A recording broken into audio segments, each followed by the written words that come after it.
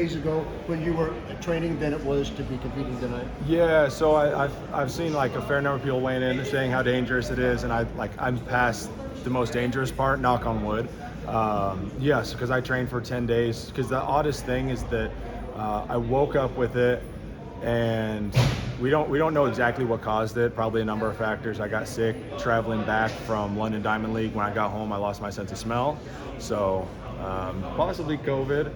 Most likely. So it is a symptom of that, as well as combining that with international travel, which can cause it, and then a 4-hour training session in 104 degrees, so a little dehydrated, and so 3 major factors the day before. And so that probably what had it, but then it didn't present with any of the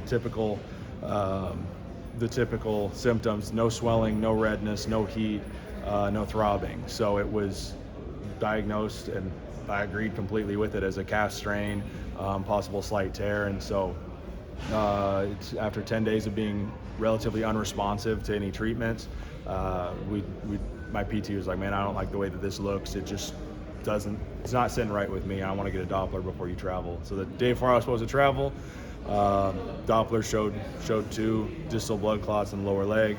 And since then it's been a matter of, can I still do world champs? Can I mitigate the risk?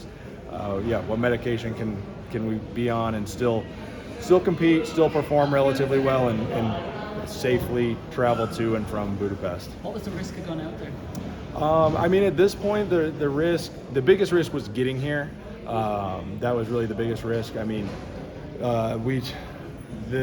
number one concern was, and it's a very, very small risk, but if the blood clots were to move, it'd be difficult to diagnose a pulmonary embolism during a world championships because you're a little out of breath, you have a little tightness in your chest regardless. So we had talked about it beforehand on the slightest chance that something does happen. Like, we need to be able to recognize anxiety related to just world championship performance, one of the biggest meets of my life, to how do we differentiate that from a pulmonary embolism. Given the context, is that the best performance of your career? Oh, I think without a doubt. Just wasn't in the physical shape that I had hoped to be.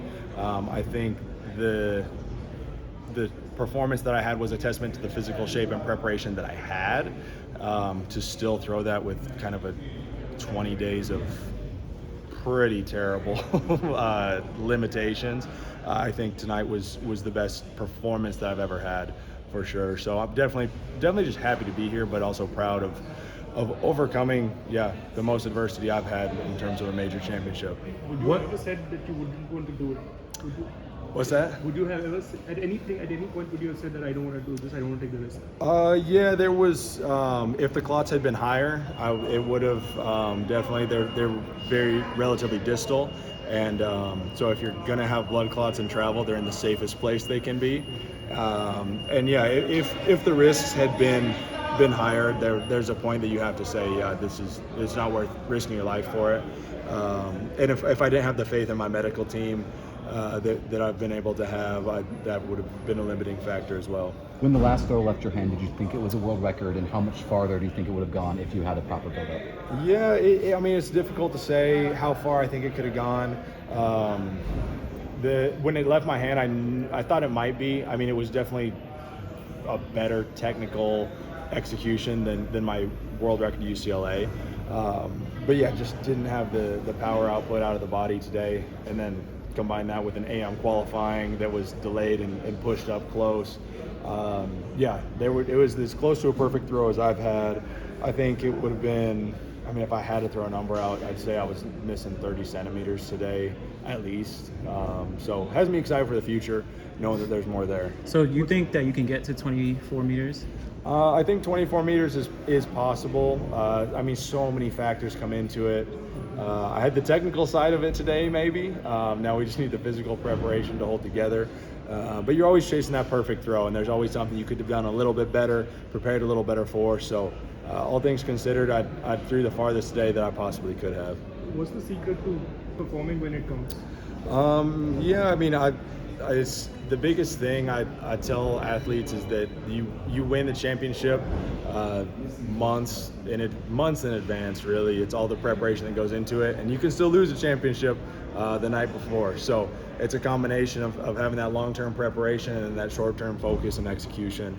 And yeah, I think for me, it's what helps me be successful is I'm not worrying about how far everybody else is throwing. I'm trying to throw as far as I possibly can, and chasing a personal best is always what motivates me. There's no better feeling to me in the world than throwing a PR and saying I'm the best I've ever been today. That's what has motivated me from the first time I stepped on the track when I was triple jumping and running on the relay. So same motivator, even though it's what are we, almost 20 years later.